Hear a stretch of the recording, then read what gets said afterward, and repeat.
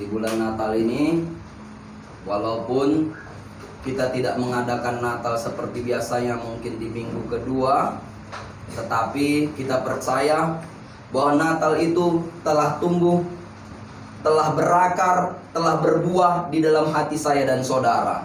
Oleh karena itu saya mau katakan dari tempat ini, selamat Natal bagi kita semua. Saudara-saudara yang terkasih di dalam Tuhan, saat ini sudah bulan 12 di penghujung tahun. Tapi saudara-saudara yang terkasih, di bulan 12 ini kalau kita flashback kembali, kalau kita melihat kembali, mengingat kembali ke belakang, dari bulan Januari sampai bulan sekarang, saudara-saudari, banyak mungkin kekhawatiran, persoalan yang kita hadapi di dalam kehidupan kita. Banyak mungkin masalah-masalah yang menerpa kita, saudara. Banyak mungkin kesukaran-kesukaran yang telah terjadi di dalam kehidupan kita, mulai dari awal Januari sampai pada akhir tahun ini, saudara. Tetapi kita melihat, saya dan saudara harus menyadari bahwa Tuhan masih berkenan kepada saya dan saudara. Mungkin kita tidak sempurna, saudara. Mungkin kita banyak kekurangan yang ada pada diri kita. Mungkin banyak celah yang ada pada diri kita, yang selama ini mungkin kita masih berleha-leha, yang selama ini mungkin kita masih santai-santai. Dan selama ini mungkin selaku orang percaya, juga orang yang telah mengenal Kristus, mungkin kita tidak menunjukkan sikap yang benar di hadapan Kristus. Tetapi kita melihat bagaimana pemeliharaan Tuhan itu tetap nyata di dalam kehidupan kita, tanpa kita sadari, saudara. Tanpa kita sadari, kalau sampai di bulan ini kita masih dalam keadaan baik-baik saja. Dan tadi saya melihat sepintas sudah hadir kembali Bapak dan Ibu Butar-Butar, ya, telah hadir kembali bersama kita di tempat ini. Puji Tuhan, saudara-saudara yang terkasih. Saudara-saudari, mari kita sadari bahwa kita hidup tidak ada apa-apanya, saudara, tanpa perkenanan Tuhan. Tidak ada apa-apanya. Banyak persoalan kita, saudara. Sampai sekarang mungkin kita punya persoalan. Mungkin persoalan kita sampai detik ini tidak terjawab, saudara. Tetapi persoalan saya dan saudara ketika kita bawa ke hadapan Tuhan, saya percaya dan yakin bahwasanya persoalan saya dan Tuhan telah sampai ke telinga Tuhan, saudara. Telah sampai di hadapan Tuhan. Semua persoalan kita bawa ke hadapan Tuhan, dan itu telah sampai, saudara. Bukan tidak sampai, tetapi sampai. Doa saya dan saudara sampai di hadapan Tuhan. Mungkin kita terkadang masih banyak kekurangan kita. Kita menganggap bahwa diri kita, aku belum sempurna, aku penuh dengan dosa. Banyak sekali kesalahanku kepada Tuhan. Mungkin kita terlalu berpikir seperti itu, saudara. Tetapi ingatlah, itu hanya sebuah intimidasi, saudara. Tetapi ketika kita mau melangkah, ketika kita mau bergerak di dalam Tuhan, maka pembenaran demi pembenaran akan Tuhan berikan. Kekuatan demi kekuatan akan Tuhan berikan di dalam hidup saya dan saudara. Oleh karena itu, saudara-saudara yang terkasih, kita melihat bagaimana lagu tadi berkata, saudara. Tinggal dalam indahnya dekapan kasih-Mu.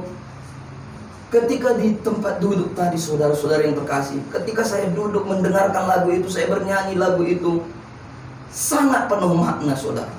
Tinggal dalam dekapan indahnya kasih-Mu. Hanya tinggal di dalam Tuhan ada ketenangan. Seperti Raja Daud berkata, hanya dekat Allah saja aku tenang. Seperti itu juga, saudara. Mungkin pada saat itu Daud berkata, hanya dekat Allah saja aku tenang. Mungkin dia dalam permasalahan. Mungkin dia pada saat itu menjadi buronan Saul. Tetapi dia tetap berpengharapan kepada Tuhan. Dijawab atau tidaknya dijawab doaku, selesai atau tidaknya permasalahan di dalam hidupku, tetapi yang aku tahu, ketika aku berada di hadirat Tuhan, aku pasti tenang. Ada kedamaian, ada sukacita di hadirat Tuhan. Saudara-saudari yang terkasih, ada sukacita di dalam hadirat Tuhan. Oleh karena itu pada saat ini saudara-saudara yang terkasih dalam Tuhan, ingatlah kita adalah orang-orang yang istimewa. Orang-orang yang telah percaya kepada Kristus adalah orang istimewa. Kenapa istimewa?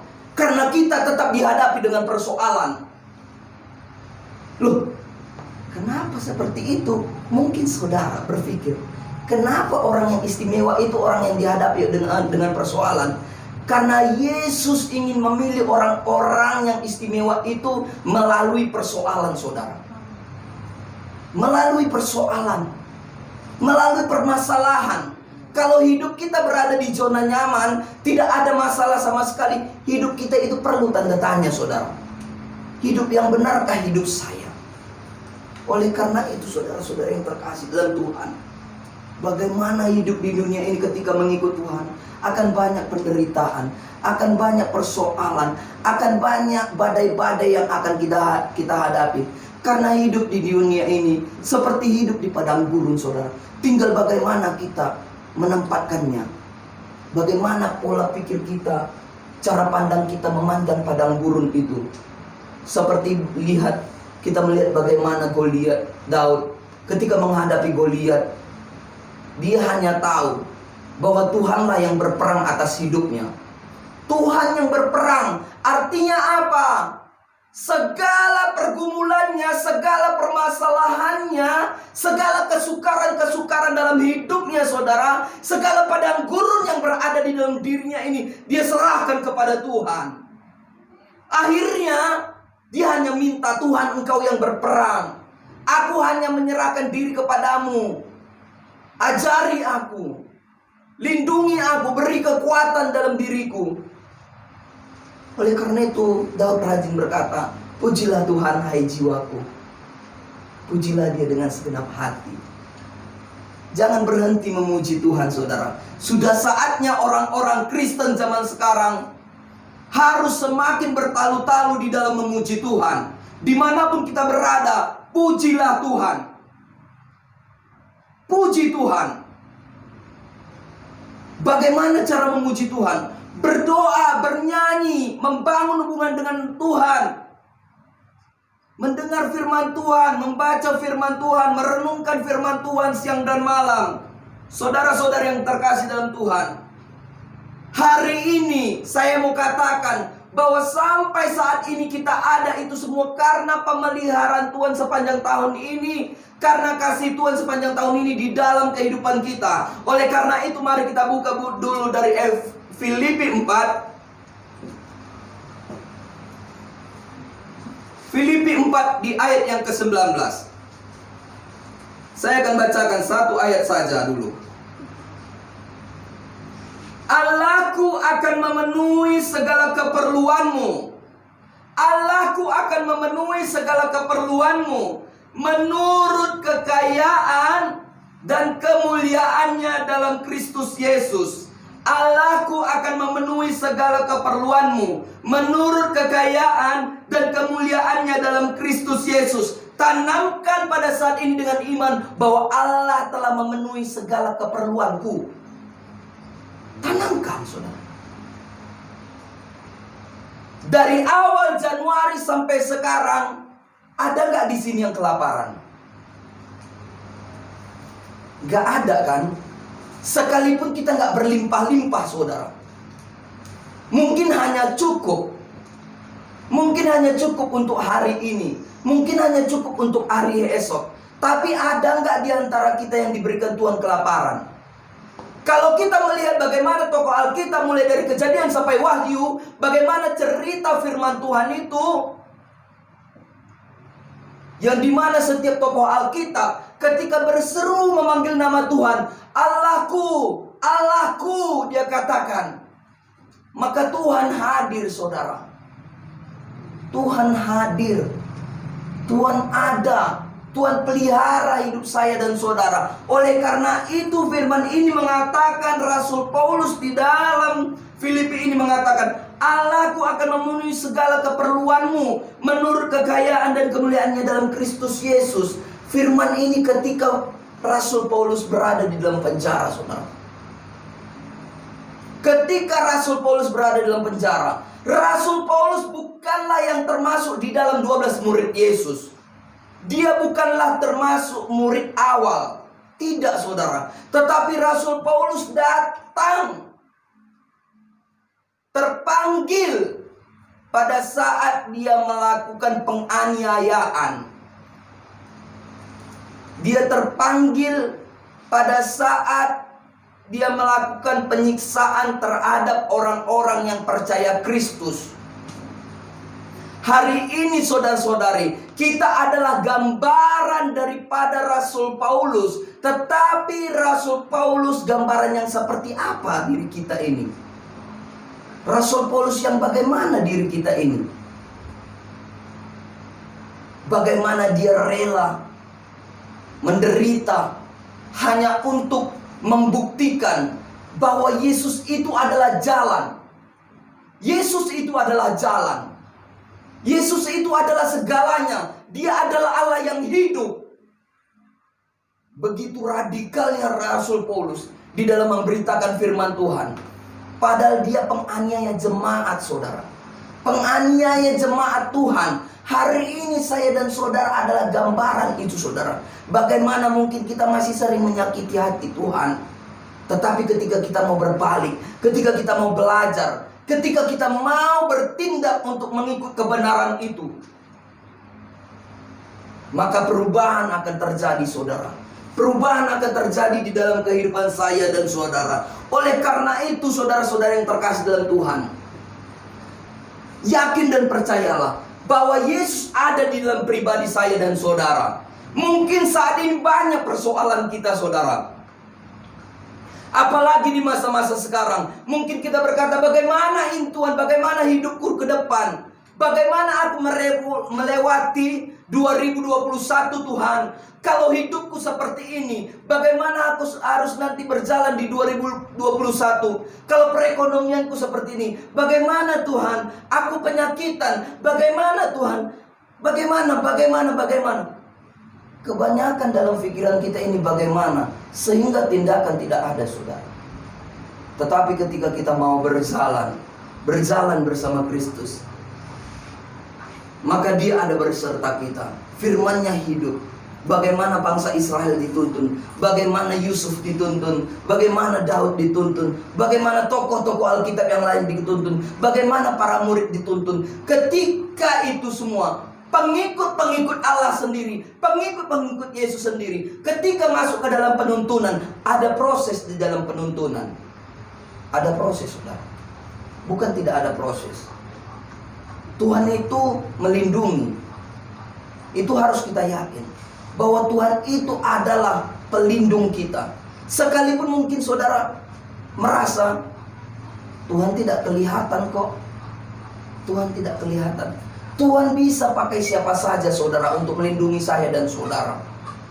Tuhan bisa pakai siapa saja untuk mencukupi kebutuhan saya dan saudara. Bagaimana kita melihat ketika Elia di tepi sungai Kerit, Tuhan kirim burung gagak untuk memberi daging. Burung gagak pemakan daging. Tapi mengapa dia tidak makan daging? Karena itu dari Allah sendiri. Itu dari Allah. Siapapun bisa diberikan Tuhan untuk memberikan berkat kepada kita. Oleh karena itu, saudara-saudara yang terkasih dalam Tuhan, dikatakan tadi di dalam Filipi ini, Allahku akan memenuhi segala keperluanmu, segala keperluanku, segala keperluan saya, segala keperluan saudara. Allah akan penuhi itu. Tepat pada waktunya Tuhan akan berikan apa yang menjadi kerinduan saudara, sesuai dengan kapasitas saya dan saudara. Sesuai dengan kapasitas saya dan saudara. Gak mungkin kan, misalnya seperti Marvin, masih kecil seperti ini, Tuhan aku minta mobil. Kan gak mungkin datang pada saat itu. Tuhan tahu bahwa itu dia belum bisa pergunakan. Iya kan? Gak mungkin.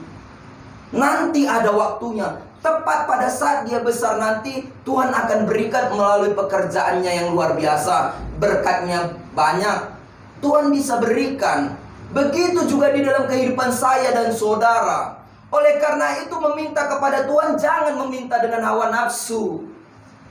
Di dalam Yakobus dikatakan, saudara-saudara yang terkasih dalam Tuhan, hati-hati, ada yang namanya salah berdoa.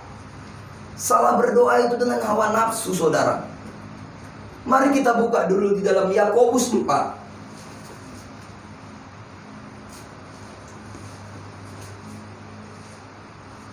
Yakobus pasal yang keempat ayat yang ketiga. Dikatakan seperti ini, saudara-saudara yang terkasih dalam Tuhan.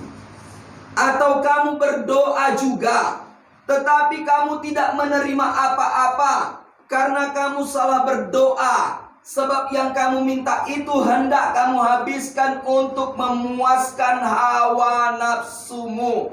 Saudara-saudara yang terkasih dalam Tuhan, ini adalah salah berdoa. Salah berdoa itu karena meminta dengan hawa nafsu, karena meminta dengan keinginan kita, bukan dengan sejalannya pemikiran kita dengan pemikiran Tuhan. Harus sejalan permintaan kita dengan pemikiran Tuhan, saudara. Harus sejalan. Seperti saya katakan tadi, tidak mungkin kan anak sekecil ini, Tuhan aku minta mobil langsung didatangkan, langsung diberikan berkat mobil. Enggak mungkin. Tetapi tiba pada waktunya nanti, tepat pada waktunya Tuhan berikan. Belum ada kalian minta mobil kan? Belum kan? Bagus. Memang seperti itu, minta dulu kekuatan, ketakutan kepada Tuhan. Oleh karena itu saudara-saudara yang terkasih dalam Tuhan, mari kita belajar. Allah akan memenuhi segala keperluan saya dan saudara. Allah akan penuhi. Hari ini saudara merasa kekurangan, tetapi lihatlah, penyertaan Allah tetap sempurna di dalam kehidupan saya dan saudara. Pemeliharaannya nyata di dalam kehidupan saya dan saudara. Saudara tidak akan pernah kekurangan. Jangan pernah takut mengarungi 2021. Jangan pernah takut. Memang bumi akan semakin menghadapi kebinasaannya. Masa akan semakin sukar, saudara. Kita melihat pada saat sekarang ini, Natal saja sudah ada Natal online. Natal online loh. Bayangkan Natal online. Pasang lilin di rumah masing-masing hanya lewat laptop. Untuk bertemu dengan Tuhan sudah mulai terbatas, saudara. Hati-hati kita. Kita nggak tahu bagaimana hidup ke depan. Kalau hari ini saja sudah mulai terbatas untuk bertemu dengan Tuhan, perlu kita tanda tanya, apa yang akan terjadi di hari depannya? Kalau nggak sehari ini aku berjumpa dengan Tuhan, nggak benar ini, nanti tiba-tiba dibatasi. Harus seperti itu, saudara. Harus ada pemikiran untuk mengejar hadirat Allah. Harus punya pemikiran seperti itu. Kita ngaku orang Kristen, kita ngaku anak Allah. Mari pengakuan kita itu menghasilkan. Belajar kita, saudara-saudara yang terkasih, betapa luar biasanya Tuhan di dalam kehidupan kita. Sampai sekarang saudara masih bertahan kita. Bayangkan, masih berkumpul kita di tempat ini. Banyak orang-orang kita melihat kan sampai sekarang masih online, masih live streaming. Kasihan saudara. Banyak gereja-gereja Tuhan sekarang sedang tertidur, saudara. Udah gerejanya tidur, jemaatnya juga tertidur. Tetapi kita di sini tetap bisa memuji Tuhan, berseru untuk Tuhan, bertepuk tangan bagi Tuhan. Oleh karena itu manfaatkan waktu yang ada. Manfaatkan waktu yang ada. Sebentar lagi kita akan Natal. Tanggal 24, 25 kita akan menghadapi Natal. Dan kita nanti tanggal 25 ada pesta Natal. Motong segala yang dipotong. Oleh karena itu saudara-saudara yang terkasih, puji Tuhan kan, ada pesta Natal kita. Nggak masang lilin di rumah masing-masing kita, saudara. Masang lilin di sini kita. Oleh karena itu saudara-saudari, jaga kesehatan mulai dari sekarang. Biar 24-25 nanti kita tetap tersenyum, tertawa, memuji Tuhan. Amin. Amin. Harus seperti itu saudara-saudara yang terkasih dalam Tuhan. Oleh karena itu ada beberapa poin sini untuk sekedar saya ingatkan bagi setiap kita bagaimana kita akan mengarungi hidup ke depan nantinya. Saudara-saudara yang terkasih dalam Tuhan, pertama-tama untuk mendapatkan pemeliharaan Tuhan itu, yang harus kita lakukan, belajar untuk mendengarkan suara Tuhan. Belajar untuk mendengarkan suara Tuhan, saudara. Suara Tuhan gak datang. Itu hanya pilihannya. Kalau untuk datang secara audible mungkin. Seperti Samuel jelaskan. Banyak cara Tuhan untuk dia mengeluarkan suara. Bisa itu melalui orang, bisa itu melalui gembala kita, bisa itu melalui pelayan Tuhan. Oleh karena itu belajar bagi kita untuk mendengarkan suara Tuhan. Semua kita ini telah diberikan Tuhan kepekaan. Kenapa terkadang kita merasa kepekaan itu tidak ada? Karena kita tidak mengasahnya, karena kita tidak meluaskannya, saudara. Mari kita belajar untuk mendengarkan suara Tuhan. Mari kita buka dulu dari Mazmur 23. Mazmur 23 ayat yang pertama mengatakan seperti ini. Perikopnya di sini, Tuhan gembalaku yang baik. Mazmur Daud, Tuhan adalah gembalaku, takkan kekurangan aku. Ia membaringkan aku di padang yang berumput hijau. Ia membimbing aku ke air yang tenang.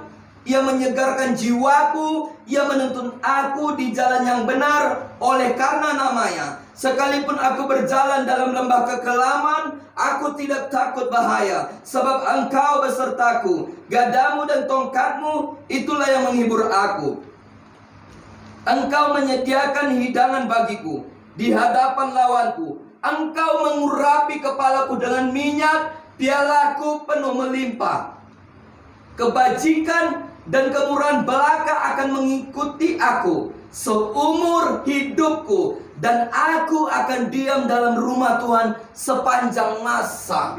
Saudara-saudara yang terkasih dalam Tuhan, di ayat yang pertama ini kita melihat bagaimana di sini dikatakan, di dalam Mazmur Daud ini, di dalam pernyataan Daud ini, di dalam nyanyian Daud ini, dia mengatakan, Tuhan adalah gembalaku, takkan kekurangan aku. Perlu kita garis bawahi, saudara-saudara yang terkasih dalam Tuhan, takkan kekurangan aku. Artinya apa? Pemeliharaan Tuhan itu terjadi di dalam kehidupan Daud, sehingga dia selalu memuji Tuhan. Takkan kekurangan aku. Tuhan adalah gembalaku.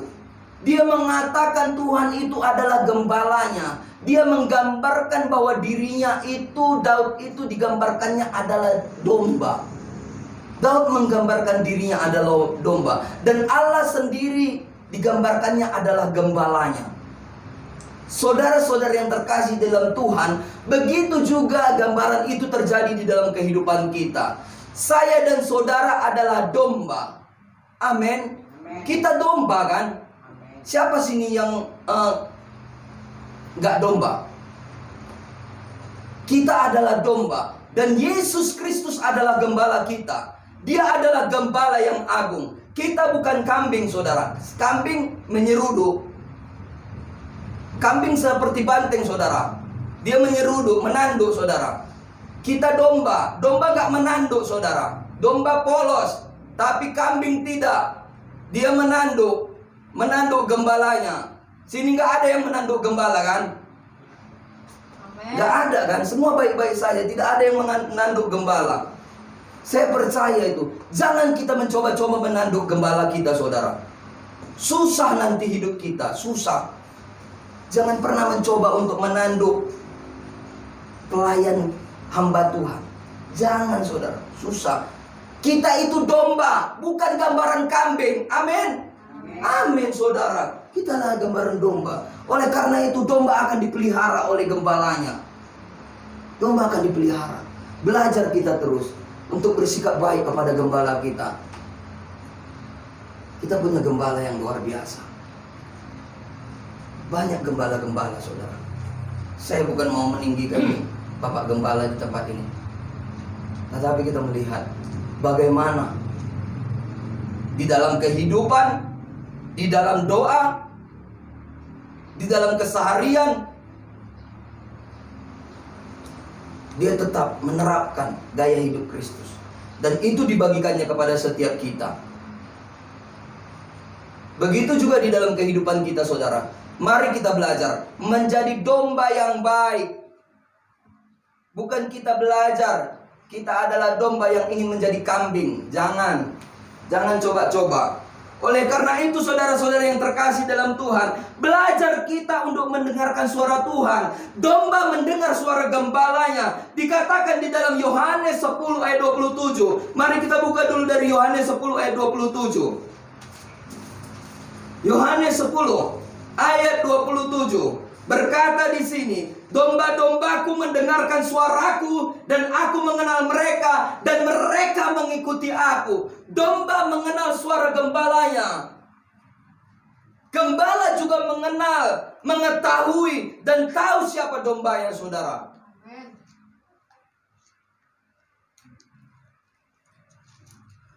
Domba tahu siapa suara gembalanya. Oleh karena itu dia mengikuti gembalanya, saudara-saudara yang terkasih dalam Tuhan. Belajar kita untuk kita mau dengar-dengaran, saudara. Dengan gembala kita, dengan gembala agung kita. Belajar kita untuk dengar-dengaran. Karena gembala tidak akan pernah membawa kita ke dalam lubang. Gembala selalu membawa kita ke jalan yang benar, ke jalan yang baik. Jangan kita belajar seperti kambing yang bebal, yang menyeruduk sana sini, yang menyimpang dari jalan. Kambing kan gak bisa diatur. Di Israel itu, saudara, di Israel domba-domba itu sekali diperintahkan gembalanya, kemari katanya. Nanti rame-rame itu, berbaris itu, saudara, lurus. Coba kambing kita suruh gitu, mbek katanya, entah kesana entah kemana, mbek katanya. Susah, saudara. Mari kita belajar, saudara, menjadi seorang pendengar yang baik kepada otoritas kita. Belajar. Kalau kita mau belajar, saudara, seperti saya katakan, ketika kita mau belajar, pembenaran menjadi bagian kita, saudara. Karena Tuhan, ketika kita mau belajar, ketika kita mau berbalik, tidak diperhitungkan Tuhan segala dosa dan pelanggaran kita selama ini. Tidak diperhitungkan. Bayangkan, banyak pelanggaran kita, banyak dosa kita, dan itu tidak bisa dibayar.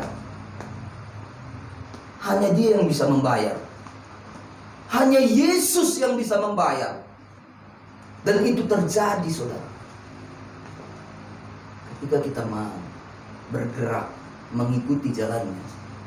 Oleh karena itu, saudara-saudara yang terkasih dalam Tuhan, mari kita belajar mendengar suara Tuhan. Karena dikatakan juga bahwasanya, saudara-saudara yang terkasih dalam Tuhan, dengar-dengaran lebih baik daripada korban sembelihan.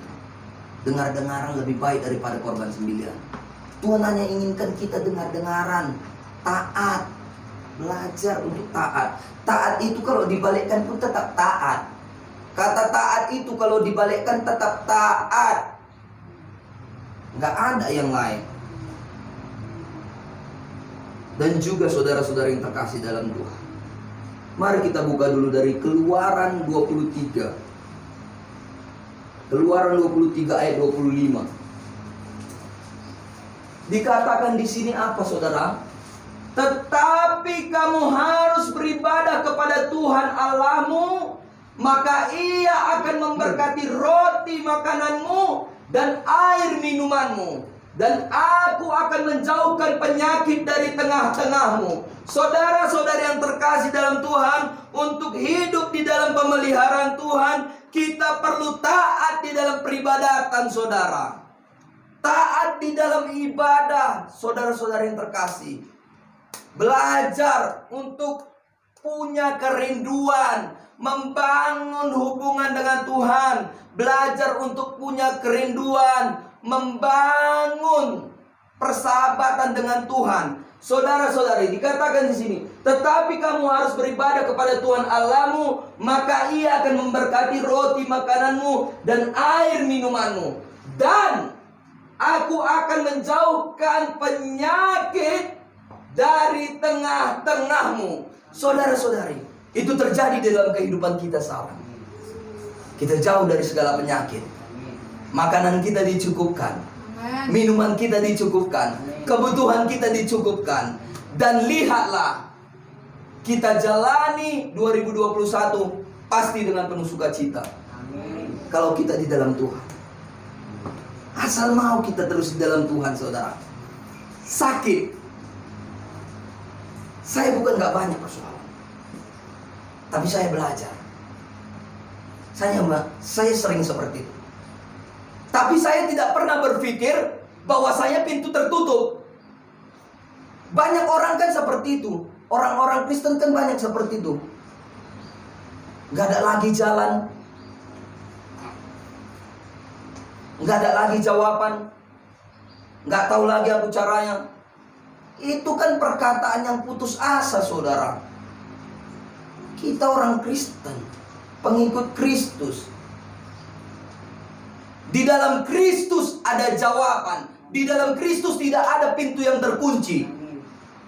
Di dalam Kristus ada pintu berkat yang akan diberikan, dibagikan kepada saya dan saudara. Oleh karena itu, jangan pernah katakan jalan sudah tertutup. Jangan pernah katakan tidak ada jawaban. Karena dalam Tuhan ada jawaban. Dalam Tuhan segalanya akan terjadi, saudara. Hanya kita belajar untuk taat, kita beribadah. Taat, karena beribadah itu, ibadah itu dikatakan di dalam 1 Timotius 4 ayat 8. Ibadah itu mengandung janji. Buka dulu dari 1 Timotius 4 ayat 8. Latihan badani terbatas gunanya, tetapi ibadah itu berguna dalam segala hal karena mengandung janji, baik untuk hidup ini, baik di tanggal 13 ini, baik di bulan 12 ini, maupun untuk hidup yang akan datang ketika saya dan saudara dipanggil Tuhan. Oleh karena itu, ibadah tidak pernah ada main-main. Jangan pernah di dalam ibadah ada main-main. Jangan pernah menganggap ibadah itu hanya sebuah rutinitas. Jangan pernah menganggap. Karena di dalam ibadah ada janji. Dalam ibadah janji Tuhan akan tergenapi. Di dalam ibadah janji Tuhan akan turun bagi setiap saya dan saudara. Mari kita belajar, saudara-saudara yang terkasih dalam Tuhan, untuk selalu taat di dalam peribadatan kita. Bukan hanya di tempat ini, di rumah pun seperti itu. Dimanapun kita seperti itu, belajar untuk membangun hubungan dengan Tuhan. Di rumah kita bisa lakukan banyak. Mungkin banyak di antara kita yang mungkin bekerja, tetapi di dalam pekerjaan kita pun kita bisa lakukan itu, saudara. Hanya kita mari kita mau belajar. Tuhan gak menuntut banyak, Tuhan minta kita belajar, saudara. Oleh karena itu, dalam ibadah ada janji. Janji Tuhan akan hadir. Janji Tuhan akan diberikan kepada saya dan saudara. Hari ini Tuhan akan melepaskan berkat kepada saya dan saudara. Dan juga, mari kita buka dulu di dalam 1 Tesalonika 5 ayat 18. Di dalam 1 Tesalonika 5 ayat 18 berkata, mengucap syukurlah dalam segala hal, sebab itulah yang dikehendaki Allah di dalam Yesus Kristus bagi saya dan saudara. Saudara-saudara yang terkasih dalam Tuhan, untuk kita dapat hidup yang dipelihara oleh Tuhan, mendapat pemeliharaan Tuhan, mari kita belajar mengucap syukur. Sekalipun kita mengalami persoalan, sekalipun persoalan belum selesai, sekalipun banyak penghalang di depan kita, sekalipun banyak penderitaan di hadapan kita, sekalipun kita pada saat ini mungkin dikuasai sakit penyakit, sekalipun pada saat ini kita mungkin berkekurangan, tetapi ketika kita mau belajar mengucap syukur di dalam segala hal, segalanya, saudara, baik dalam suka, baik dalam duka. Ketika kita mau mengucap syukur, Maka saudara-saudara yang terkasih dalam Tuhan, yang kita lakukan itu, ketika kita mau, yang kita lakukan adalah melakukan kehendak Allah. Kehendak Allah agar kita mengucap syukur. Seperti apapun pada saat ini pemurnian yang Allah berikan, yang ingin Dia lihat pada kita, yang Dia ingin dengar dari bibir lidah kita, mengucap syukur. Terima kasih Tuhan. Kalau sampai pada saat ini, sekalipun persoalan belum selesai, sekalipun doa belum terjawab, terima kasih. Aku bersyukur punya Allah seperti Engkau. Karena kita melihat saudara, bagaimana mungkin dia tidak kelihatan dari Januari sampai sekarang. Mungkin dia tidak kelihatan dalam wujud manusianya, tetapi dalam wujud roh, Dia selalu melihat kita saudara. Kemanapun kita berjalan, dalam wujud roh lah Dia melihat kita. Dia menjaga kita saudara. Oh, anakku yang ini penuh permasalahan, tapi keinginanku dia datang padaku. Keinginanku dia datang kepadaku. Oleh karena itu, berbicaralah terus kepada Tuhan saudara. Bangun hubungan dengan Tuhan, berbicara, menangis kepada Tuhan. Jangan menangis nanti ketika gak ada uang pula lagi pun. Mana lagi ini bikin ini? Meninggal aku rasa ini. Saudara-saudara yang terkasih dalam Tuhan, ketawa Tuhan melihat kita kayak gitu. Kok kuciptakan kok seperti ini? Oleh karena itu belajar kita saudara, untuk kita menangis hanya untuk Tuhan. Sayang air mata itu saudara. Sayang air mata itu kalau kita tangisin untuk hal-hal dunia. Sayang sekali saudara. Oleh karena itu saudara-saudara yang terkasih dalam Tuhan, bersyukurlah seperti apapun keadaan saya dan saudara sekarang. Kita melihat bagaimana masa-masa sukar ini saudara-saudara yang terkasih. Kita melihat bagaimana kota Medan ini, longsor sudah ada, banjir sudah ada saudara-saudara yang terkasih. Tetapi ada nggak di sini yang kena banjir? Nggak ada kan? Nggak ada. Karena Tuhan pelihara saudara. Bukan Tuhan nggak memelihara mereka ya. Lain cara Tuhan memelihara setiap umatnya. Kita tetap dipeliharanya saudara. Makanya memang dia tidak kelihatan dalam wujud roh, tetapi di dalam roh itu dia ada bersama kita. Setiap hari dia mengikuti kita. Dia ada di sini, dia ada sama saya, dia ada sama saudara, dia ada beserta kita. Dia ada di tengah-tengah ini. Dia mendengar setiap kita. Dia tahu apa yang menjadi isi hati saya dan saudara. Tahu. Oleh karena itu mari kita bersyukur. Terima kasih Tuhan, sebentar lagi akhir tahun. Tidak terasa Tuhan, oh permasalahanku yang begitu berat itu, sekarang aku udah mulai aman-aman aja Tuhan. Belajar sudah. Bersyukur. Bersyukur. Memang permasalahan kita belum selesai. Karena apa? Kita masih di dunia ini. Kita masih di dunia ini. Persoalan kita belum selesai. Tapi kita harus percaya saudara, persoalan akan selesai di dalam Dia. Persoalan akan selesai bersama Dia. Oleh karena itu, mari kita belajar bersyukur. Saudara-saudara yang terkasih, ketika kita mengarungi 2021, hari ini, belajarlah untuk terus mendekatkan diri kepada Tuhan. Sebentar lagi kita arungi.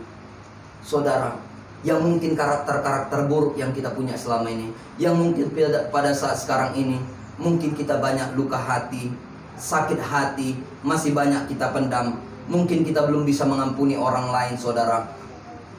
Mari, di 2021, kita tinggalkan itu semua. Janganlah kita menjadi manusia yang masih suka menyimpan sakit hati ketika kita berjalan di 2021 saudara. Mulai hari ini, belajar untuk kita melepaskan berkat saudara. Belajar memberi pengampunan. Belajar untuk kita mau mencabut akar-akar pahit di dalam diri ini saudara. Untuk kita terima lompatan iman hari demi hari. Dan kita mengarungi 21 bersama Tuhan. Untuk kita mengarungi 2021 berjalan bersama Tuhan. Karena kita tidak tahu hari ke depan, karena kita tidak tahu bagaimana dunia di 2021. Tetapi ketika kita mau belajar hidup berjalan bersama Tuhan, maka Tuhan akan memberikan kemenangan demi kemenangan bagi hidup saya dan saudara. Amin. Kita akan terima kemenangan, kita akan terima kemerdekaan, saudara. Belajar. Mari kita buka dulu dari Kolose 3. Kolose 3 di ayat yang ke-13. Sabarlah kamu seorang terhadap yang lain, dan ampunilah seorang akan yang lain. Apabila yang seorang menaruh dendam terhadap yang lain, sama seperti Tuhan telah mengampuni kamu, kamu perbuat jugalah demikian. Sabarlah kamu seorang terhadap yang lain, dan ampunilah seorang akan yang lain. Saudara-saudara yang terkasih dalam Tuhan, untuk mengarungi masa selanjutnya, untuk mengarungi tahun selanjutnya, mari kita belajar hari ini membuang rasa sakit hati, membuang akar pahit dalam diri ini, membuang semua kekesalan dalam diri ini, dan kita melepaskan berkat kepada setiap orang-orang yang telah menyakiti kita. Belajar kita untuk melakukan itu, saudara, agar nama Tuhan semakin dipermuliakan. Nama Tuhan semakin dipermuliakan. Dan saya percaya bahwa berkat Tuhan akan mengalir dalam diri saya dan saudara. Karena apa? Karena kita mau berjalan dan berjalan bersama Tuhan. Oleh karena itu, saudara-saudara yang terkasih dalam Tuhan, di dalam Galatia 2 ayat 20 mengatakan, Galatia 2 ayat 20, kita melihat,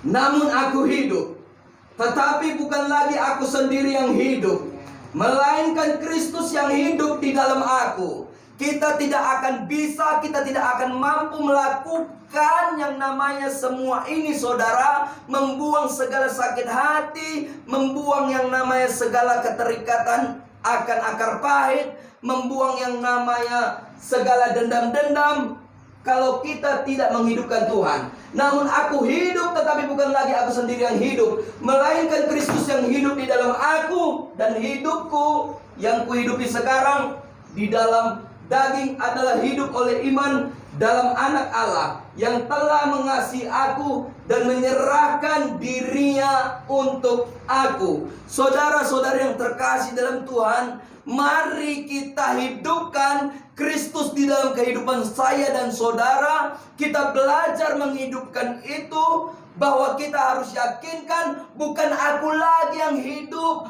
bukan Elias lagi yang hidup, bukan saudara lagi yang hidup, tetapi Kristus yang telah hidup di dalam aku. Sehingga saat ini aku melepaskan berkat kepada setiap orang-orang, dan aku siap menjadi pipa yang basah untuk mengalir, memberi berkat kemana saja.